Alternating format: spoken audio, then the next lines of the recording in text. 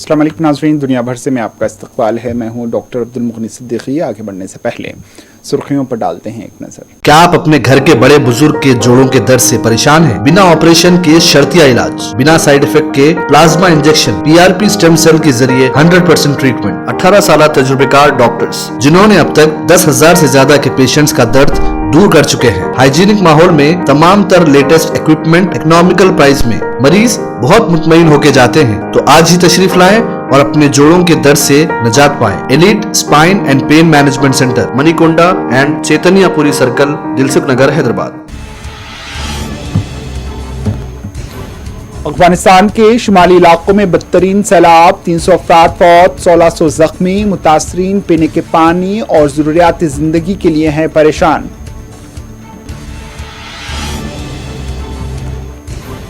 Ukraine के missile हमले में बेलगोरोड में 7 अफराद हुए हलाक, 15 जख्मी।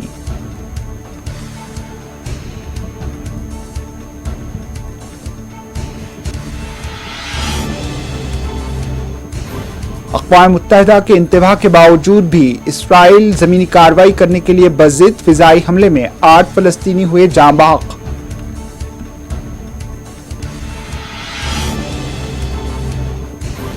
जनूबी चीन में सैलाब से तबाही, ब्राजील में भी सैलाब में मरने वालों की तादाद 136 तक जा पहुंची। 5,37,000 अफराद हुए बेघर। पोलैंड के शॉपिंग सेंटर में मुहिम पातिज़दगी, 4,000 से ज्यादा तिजारती यूनिट्स जलकर खाकिस्तर।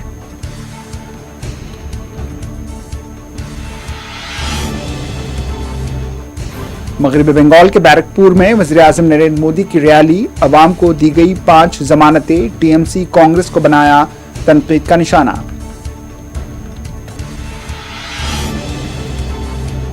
मुल्क की अवाम के लिए केजरीवाल की 10 जमानतें। दिल्ली के वज़ीर आला ने पीएम मोदी की जमानतों को जुमला करार दिया।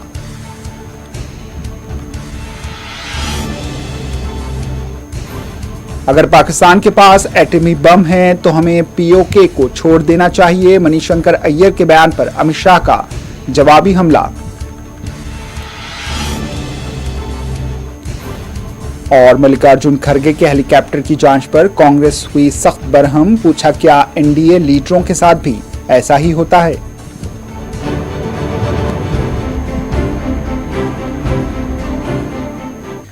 आगे बढ़ते हैं। अफगानिस्तान के शुमाली इलाके नहरैन और बगलान में आए सैलाब में 315 अफराद हलाक और 1600 से ज्यादा जख्मी हो गए। सुबह बगलान के जिले नहरैन में सैलाब में जाँ बहक होने वाले अफराद की आज तदफीन की गई। सैलाब मुतासरा मोहम्मद याकूब ने कहा है कि हमारे पास खाना नहीं है, पीने का पानी नहीं है, कोई पनागाह नहीं है, कंबल नहीं है, कुछ भी नहीं। सैलाब ने सब कुछ तबाह कर दिया। इन्होंने मजीद कहा है कि जिंदा बच जाने वाले अफराद इससे निपटने के लिए जद्दोजहद कर रहे हैं।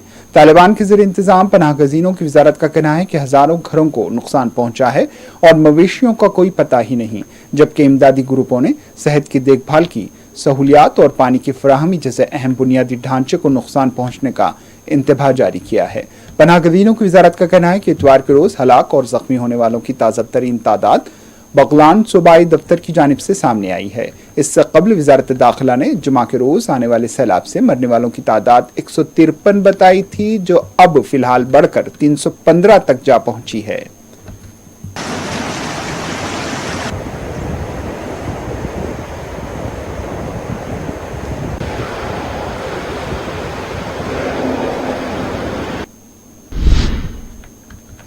यूक्रेन की सरहद के करीब रूसी शहर बेलगोरोड में यूक्रेन के मिसाइल हमले के बाद एक कसीरुल मंजिला अपार्टमेंट ब्लॉक का पूरा हिस्सा मुनहदिम हो गया, जिसके नतीजे में कम से कम 7 अफराद हलाक और 15 जख्मी हो गए। इलाके के गवर्नर की जानिब से पोस्ट की गई फुटेज में इमारत के गिरने के कम से कम 10 मंजिला ये इमारत थी जो गिर गई। बेलगू शहर और बेलगोरोड के इलाके को यूक्रेन की मुसल्लह अफवाज की तरफ से बड़े पैमाने पर गोलाबारी का निशाना बनाया जा रहा है।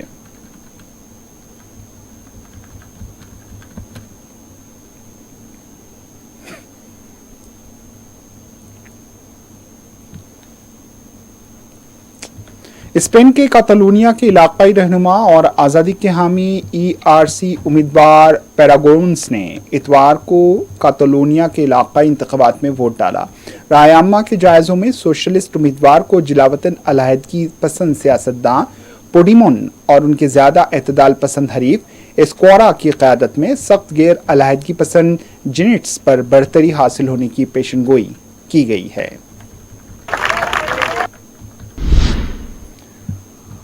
खबर गाजा से। गाजा के दीर अल बलाह में फ़िज़ाई हमलों में शहीद होने वाले फ़लस्तीनियों की आखिरी रसूमात इतवार की सुबह अदा की गईं, जब इसराइल राफा पर ज़मीनी हमले के अपने मंसूबे पर जोर दे रहा है। फ़लस्तीन की वज़ारत सेहत का कहना है कि इतवार के रोज़ गाजा की पट्टी के वस्त में दीर अल बलाह और अल जवेदा में मकानात को निशाना बनाया गया, जिसके नतीजे में 8 फ़लस्तीनी जाँ बहक हो गए। इसराइल ने शुमाली गाजा की पट्टी के मशरक़ी जबालिया में एक रात की शदीद फ़िज़ाई और ज़मीनी बमबारी के बाद इतवार की अलग सुबह टैंक भेजे। इसराइली फ़ौज का कहना है कि जबालिया में सरगर्म फोर्सेस गाजा को कंट्रोल करने वाली हमास को वहाँ अपनी फ़ौजी सलाहियतों को दोबारा कायम करने से रोक रही हैं। गाजा की वज़ारत सेहत के मुताबिक गाजा में इसराइली फ़ौज के ऑपरेशन में अब तक 35,000 के करीब फ़लस्तीनी शहीद हो चुके हैं। इसराइली हुक्काम के मुताबिक ये जंग 7 अक्टूबर को शुरू हुई थी।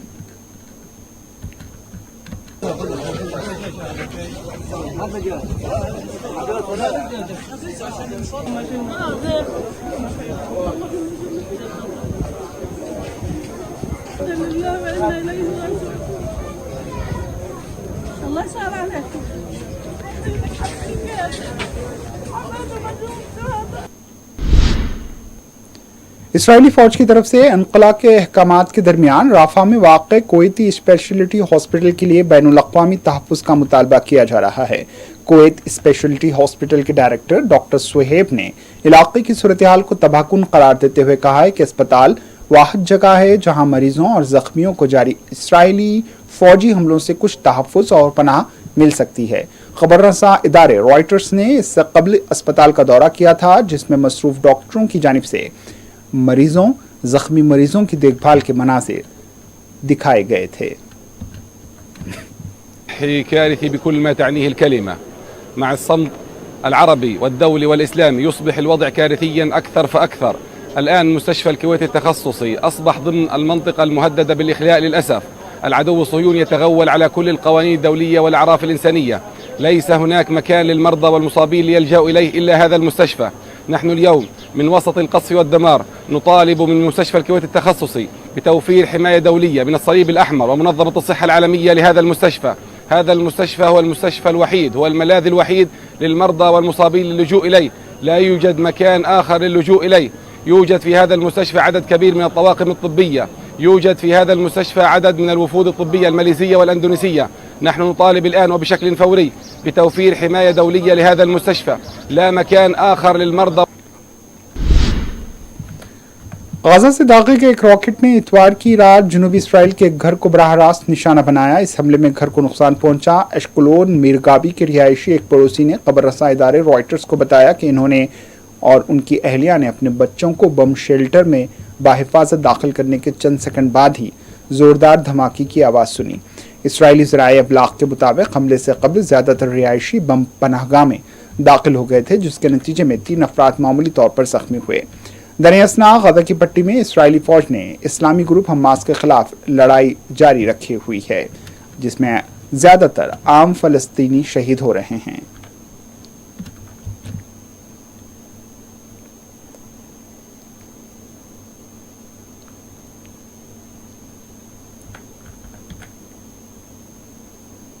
פתאום צבע אדום שמופיע גם בפיקוד העורף וגם האזעקה.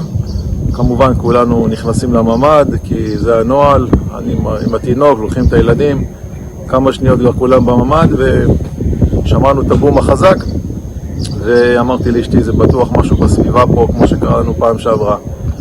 והנה כן, התבדנו היום בבוקר שזה ממש כמו בשכונה וזה לא פעם ראשונה שנופל לנו פה באזור המון טילים באזור.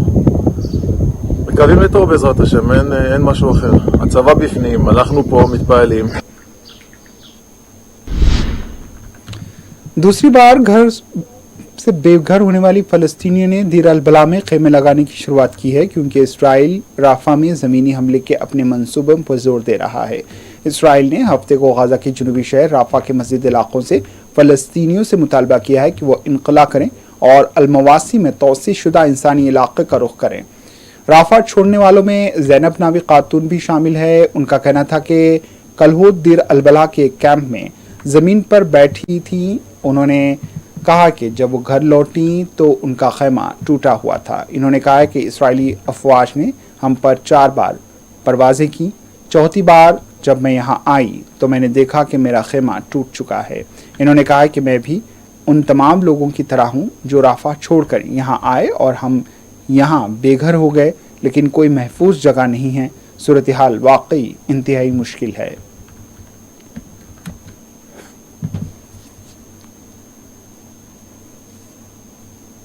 بدي احاول يعني اعمل فيها بالخيطان لكن على الفاضي.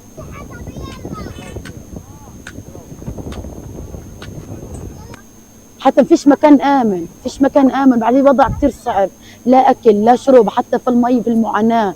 يعني اولادي بعيط بقول لي ما بدي اشرب، مش طالع في ايدي ايش اعمل. يعني كل الناس زي الناس اللي اجت شرطت معي كل رفح.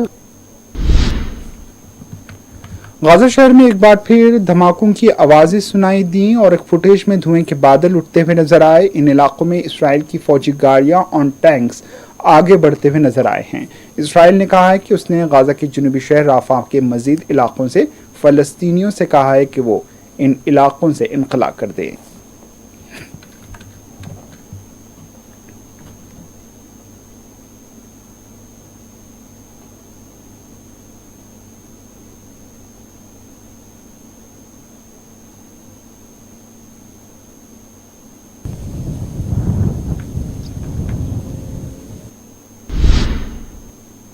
चीन के सरकारी नशरियाती इदारे सीसीटीवी ने खबर दी है कि चीन के जनूबी मगरब गोंगसी चोआंग खुद मुख्तार इलाके में शदीद बारिशों के नतीजे में आने वाले सैलाब और लैंडस्लाइडिंग ने तबाही मचाई है। सीसीटीवी फुटेज में देखा जा सकता है कि शहर की सड़कों पर पानी भर गया है और गाड़ियां ज़ेरे आब आ गई हैं और इमदादी टीमें कश्तियों की मदद से फेंगजिंग कोंग शहर के रिहायशियों को महफूज मुकामात पर मुंतकिल कर रही हैं। नापो काउंटी में भी मूसलाधार बारिश हुई है जिसकी वजह से लैंडस्लाइडिंग हुई, जिससे सड़क बंद हो गई। सीसीटीवी फुटेज से पता चलता है कि पत्थरों और मलबे को हटाने के लिए हंगामी कारकुनों को तैनात किया गया था। सीसीटीवी के मुताबिक जनूबी चीन बशमूल सूबे यूनान के शहर ग्वेट्रो में आइंदा 10 रोज में मजीद बारिशों की पेशनगोई की गई है।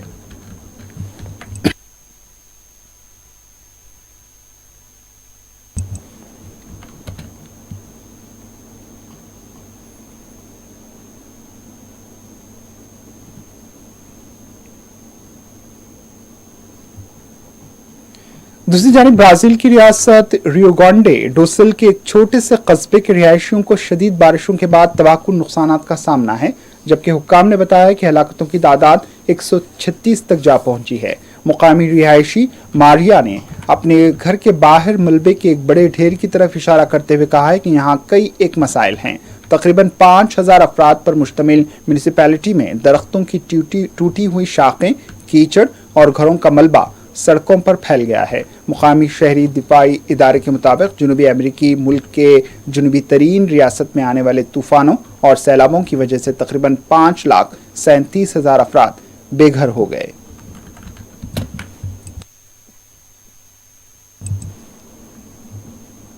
A terra deixou muito areia, levou muitas árvores, né? Então, assim, realmente a se pensar que vai ficar difícil para nós vivermos aqui. Vamos entrar lá? Onde é teu?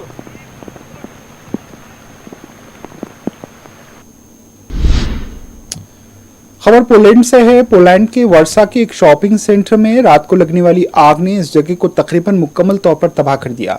आतिशज़दगी के दौरान कोई जख्मी नहीं हुआ। इतवार की अलग सुबह बनाई गई एक ड्रोन फुटेज में देखा जा सकता है कि आसमान में काला धुआं उठ रहा है और इमारत की छत आग की लपेट में है।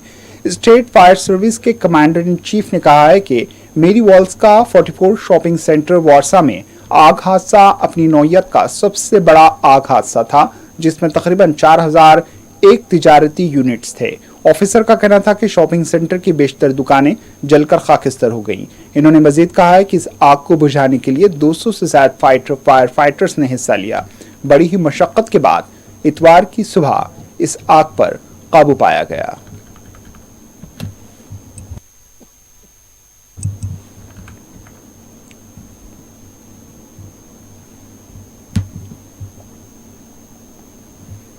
और अब बढ़ते हैं कौमी खबरों की जानिब। वज़ीर-ए-आज़म नरेंद्र मोदी एक जलसे आम से खिताब करने मगरबी बंगाल के बीरपुर पहुंचे। इस दौरान इन्होंने आवाम से कहा कि आपकी पुरजोश चेहरे मुझे बता रहे हैं कि बीजेपी को 2019 से ज्यादा मैंडेट मिलने वाला है।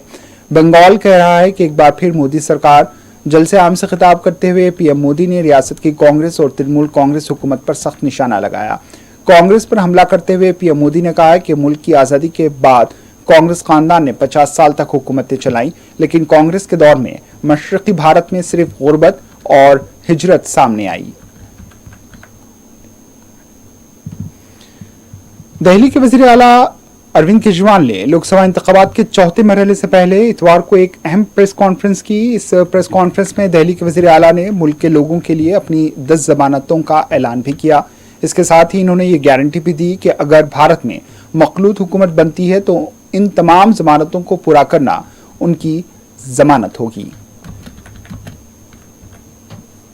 छठी गारंटी किसानों के लिए। किसानों को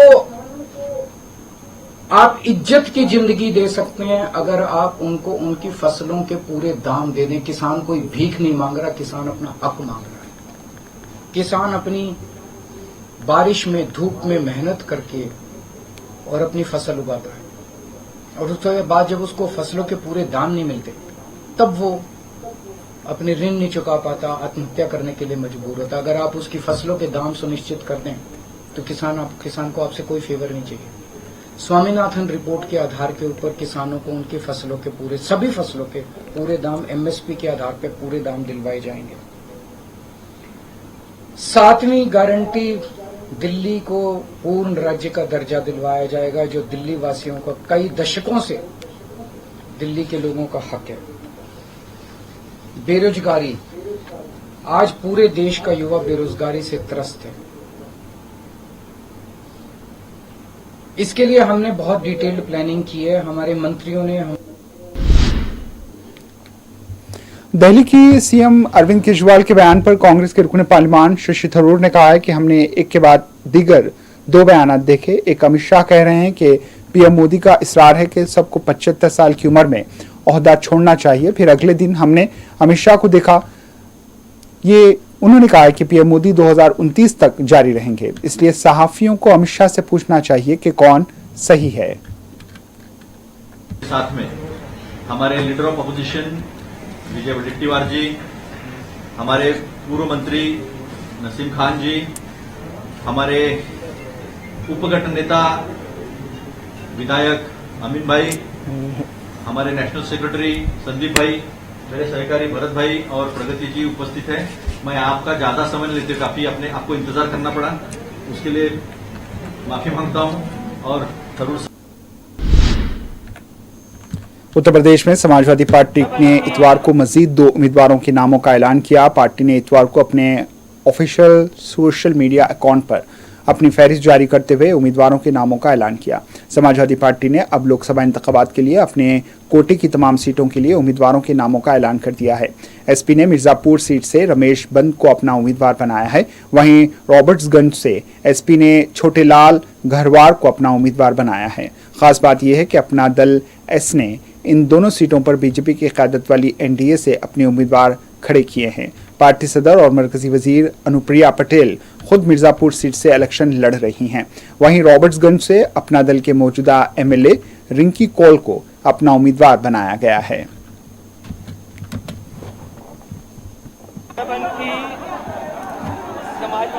कर रहा है। बारबंकी वो जगह है जहाँ का हमेशा इतिहास रहा है और पुराने से लेकर के जितने भी समाजवादी नेता रहे हैं उन्होंने सामाजिक न्याय, समाज को जगाने का काम किया। जो दलित, पिछड़े, अल्पसंख्यक, जिनके हक और सम्मान की हमेशा लड़ाई लड़ी गई, वही पीडीए परिवार इस बार भारतीय जनता पार्टी के एनडीए को हराने जा रहा है। पीडीए परिवार के साथ सबसे ज्यादा धोखा हुआ है। पीडीए की लोकसभा इंतखाबात के 5वें मरहले के लिए इंतखाबी मुहिम जोरों पर है। मरकजी वजीर दाखिला अमित शाह ने कांग्रेस लीडर मनीशंकर अय्यर के बयान पर हमला किया। अमित शाह ने मनीशंकर अय्यर के तबसरे का हवाला देते हुए कहा है कि अगर पाकिस्तान के पास एटमी बम है तो क्या हमें POK छोड़ देना चाहिए? दरअसल अमित शाह ने ये बात उत्तर प्रदेश के कौशाम्बी लोकसभा सीट से बीजेपी उम्मीदवार की हिमायत में मुनक्किदा इंतखाबी रैली के दौरान कही। इन्होंने कांग्रेस और इंडिया इत्तेहाद को भी तनकीद का निशाना बनाया। बिहार में पीएम मोदी की रैली से पहले लोकसभा की साबिक स्पीकर मीरा कुमार ने बीजेपी पर तंज करते हुए कहा है कि यह बहुत अफसोसनाक है कि हमारे मुल्क के वजीर आजम को वोट मांगने के लिए गली गली घूमना पड़ता है। मीरा कुमार ने दावा किया कि कांग्रेस 2024 के लोकसभा इंतखाबात में बड़े फर्क से जीतेगी। ये बीजेपी के लिए एक चैलेंज है। वो इतने खौफजदा हैं कि मुल्क के वजीर आजम सड़कों पर आ गए हैं। लोकसभा इंतखाबात में चौथे मरहले की वोटिंग से कबल कांग्रेस मुल्क भर में मुसलसिल रैलियां कर रही है। इसी सिलसिले में बिहार के समस्तीपुर और मुजफ्फरपुर में कांग्रेस के कौमी सदर मल्लिकार्जुन खड़गे की इंतखाबी रैली का इनेकाद हुआ। इस रैली के दौरान खड़गे के हेलीकॉप्टर की जांच की गई, जिसके बाद कांग्रेस ने बीजेपी पर कई सवालात उठाए। कांग्रेस ने कहा है कि इलेक्शन कमीशन के अफसरान के जरिए कांग्रेस और अपोजिशन लीडरों को निशाना बनाया जा रहा है। साथ ही बीजेपी लीडरों को आजादाना घूमने फिरने की खुली छूट मिली हुई है। कांग्रेस लीडर राजेश राठौर ने अपने सोशल मीडिया अकाउंट पर एक वीडियो शेयर करते हुए दावा किया कि कांग्रेस लीडर राहुल गांधी के हेलीकॉप्टर की केरला में जांच की गई। इसके बाद बिहार के समस्तीपुर में पार्टी सदर मल्लिकार्जुन खड़गे के हेलीकॉप्टर की जांच हुई। इन्होंने सोशल मीडिया पर एक वीडियो भी शेयर की। इस वीडियो में पुलिस एहलकार हेलीकॉप्टर के इर्द गिर्द मौजूद नजर आते हैं।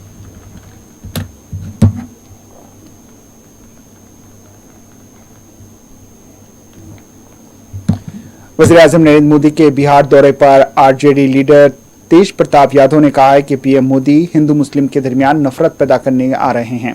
उनका एक ही मकसद है कि मुल्क को दो हिस्सों में तकसीम किया जाए। ये ख्वाब कभी पूरा ना होगा। बिहार में रोड शो का कोई असर नहीं पड़ेगा। बिहार लालू यादव और इंडिया के इत्तेहाद का है।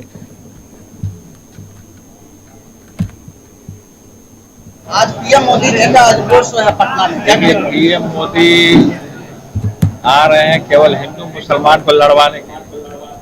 उनका एक ही मोटिव है कि देश को किस तरीके से दो हिस्सों में बांट दिया। लेकिन उनका जो सपना है उनका पानी में बहुत जल्दी मिलने वाला है। अब बिहार आ रहे हैं तो पहले भी बिहार आए हैं। अब बिहार आके क्या किया लोगों ने देखा है। इनके बिहार आने से कोई फर्क नहीं पड़ता है, क्योंकि बिहार लालू यादव का है। आखिर में सुर्खियों पर एक और नजर। क्या आप अपने घर के बड़े बुजुर्ग के जोड़ों के दर्द से परेशान हैं? बिना ऑपरेशन के शर्तिया इलाज, बिना साइड इफेक्ट के plasma injection, PRP stem cell के जरिए 100% ट्रीटमेंट। 18 साल तजुर्बेकार डॉक्टर्स जिन्होंने अब तक 10,000 से ज्यादा के पेशेंट्स का दर्द दूर कर चुके हैं। हाइजीनिक माहौल में तमाम तर लेटेस्ट इक्विपमेंट इकोनॉमिकल प्राइस में मरीज बहुत मुतमईन होके जाते हैं। तो आज ही तशरीफ लाएं और अपने जोड़ों के दर्द से निजात पाएं। Elite Spine and Pain Management Centre, Manikonda and Chaitanyapuri circle, Dilsukhnagar, Hyderabad. Afghanistan के शुमाली इलाकों में बदतरीन सैलाब, 300 अफराद फौत, 1600 जख्मी। मुतासरीन पीने के पानी और जरूरियात जिंदगी के लिए हैं परेशान।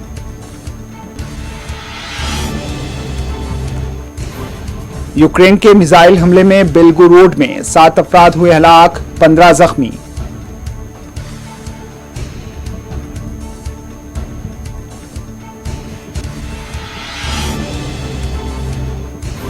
अक़वाम मुत्तहिदा के इंतबा के बावजूद भी इसराइल जमीनी कार्रवाई करने के लिए बज़िद। फिजाई हमले में 8 फलस्तीनी हुए जाँ बहक।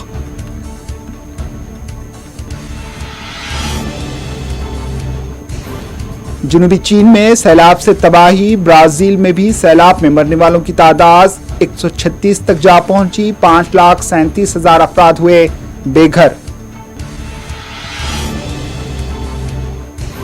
पोलैंड के शॉपिंग सेंटर में मुहिम पातिज़दगी, 4,000 से ज्यादा तिजारती यूनिट्स जलकर खाकिस्तर।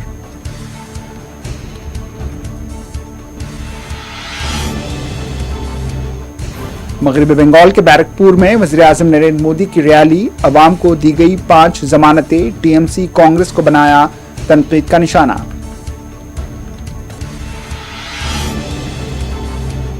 मुल्क की आवाम के लिए केजरीवाल की 10 जमानतें। दिल्ली के वज़ीर आला ने पीएम मोदी की जमानतों को जुमला करार दिया।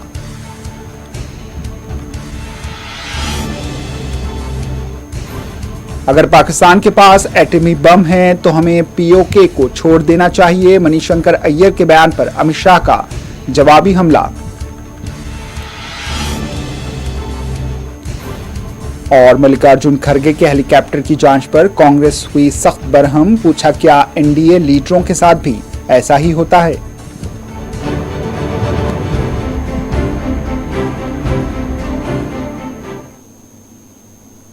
इसी के साथ दुनिया भर से इख्तिताम को पहुंची। दीजिए इजाजत। अल्लाह हाफिज।